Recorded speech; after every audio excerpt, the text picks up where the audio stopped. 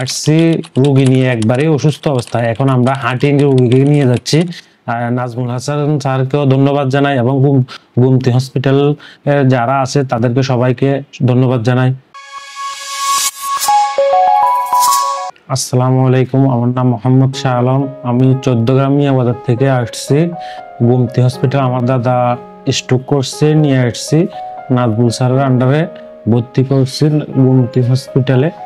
তো স্যারের সেবায় অন্তত এখন আমার দাদু এখন পুরোপুরি সুস্থ।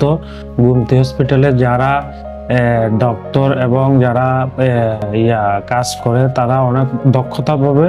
আমার দাদার অনেক ট্রিটমেন্ট করছে, এখন পুরোপুরি সুস্থ। এখানে পরিবেশ অত্যন্ত খুব সুন্দরভাবে ট্রিটমেন্ট করে। আসছি অসুস্থ অবস্থা, একবারে দুর্বল, এখন পুরোপুরি সুস্থ। গুমতি হসপিটালকে আমরা ধন্যবাদ জানাই।